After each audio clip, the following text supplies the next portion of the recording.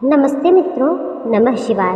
स्वागत है आपका मेरे चैनल में। तो आज की कहानी है हरितालिका तीज व्रत की कहानी। यह व्रत सुहागिन स्त्रियां अपने पति की दीर्घ आयु के लिए करती हैं। कहीं कहीं पर यह व्रत कुंवारी लड़कियां भी करती हैं। यह भोलेनाथ का व्रत है। कुंवारी लड़कियां सुयोग वर की प्राप्ति के लिए यह व्रत करती हैं और इस व्रत में औरतें और लड़कियां श्रृंगार करती हैं, मेहंदी लगाती हैं और शिव जी की पूजा करती हैं। तो आइए चलते हैं हरतालिका तीज व्रत की कथा सुनते हैं।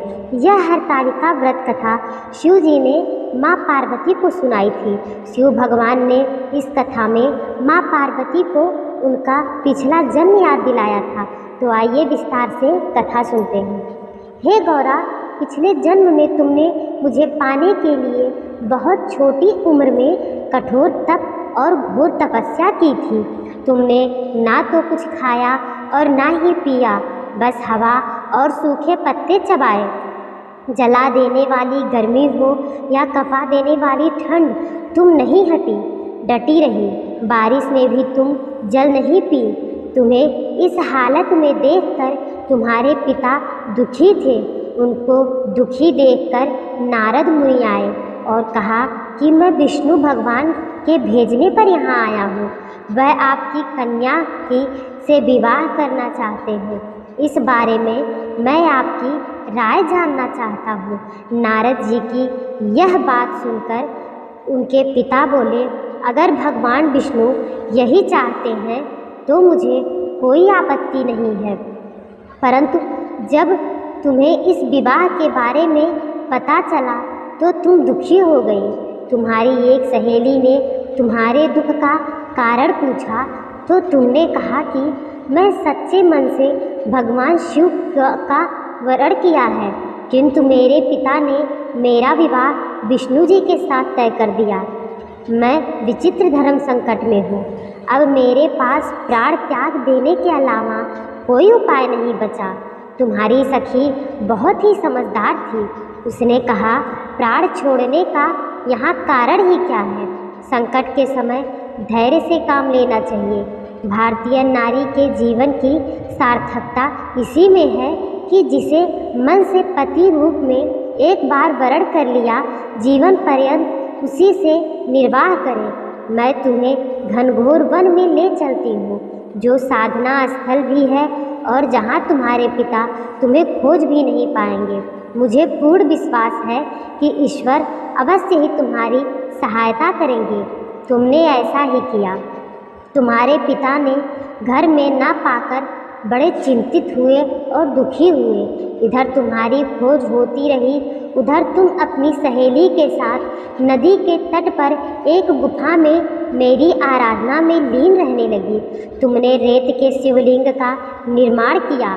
तुम्हारी इस कठोर तपस्या के प्रभाव से मेरा आसन हिल उठा और मैं शीघ्र ही तुम्हारे पास पहुंचा और तुमसे वर मांगने को कहा। तब अपनी तपस्या के भलीभूति मुझे अपने समक्ष पाकर तुमने कहा, मैं आपको सच्चे मन से पति के रूप में वरण कर चुकी हूँ।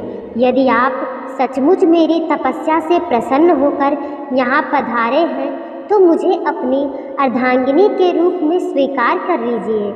तब तथास्तु कहकर मैं कैलाश पर्वत लौट गया। उसी समय गिरिराज अपने बंधु बांधवों के साथ तुम्हें खोजते हुए वहाँ पहुँचे। तुमने सारा वृतांत बताया और कहा कि मैं घर तभी जाऊँगी अगर आप मेरा विवाह महादेव से करेंगे। तुम्हारे पिता मान गए और उन्होंने हमारा विवाह करवाया। इस व्रत का महत्व यह है कि मैं इस व्रत को पूर्ण निष्ठा से करने वाली प्रत्येक स्त्री को मनवांछित फल देता हूँ। इस पूरे प्रकरण में तुम्हारी सखी ने तुम्हारा हरण किया था, इसलिए इस व्रत का नाम हरतालिका व्रत हो गया। इस व्रत से जुड़ी एक मान्यता यह है कि इस व्रत को करने वाली स्त्रियां पार्वती जी के समान ही सुखपूर्वक पतिरमण करके शिवलोक जाती हैं।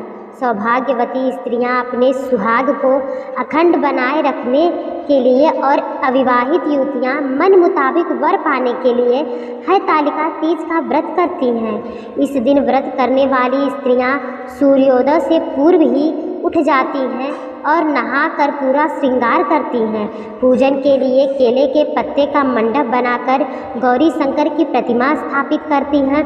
इसके साथ पार्वती जी को सुहाग का सारा सामान चढ़ाया जाता है। रात में भजन कीर्तन करते हुए जागरण कर 3 बार आरती की जाती है और शिव पार्वती का विवाह कथा सुनाया जाता है। इस व्रत के व्रती को शयन का निषेध है, इसके लिए उसे रात्रि में भजन कीर्तन के साथ रात्रि जागरण करना पड़ता है। प्रातःकाल स्नान करने के पश्चात श्रद्धा एवं भक्तिपूर्वक किसी सुपात्र सुहागिन महिला को श्रृंगार सामग्री, वस्त्र, खाद्य सामग्री, फल, मिष्ठान एवं तथा शक्ति आभूषण दान करना चाहिए।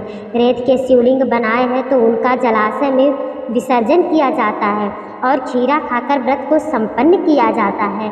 तो आज की हरतालिका तीज की कथा यहीं तक थी। आशा करती हूँ दोस्तों यह कहानी आप लोगों को ज़रूर अच्छी लगी होगी।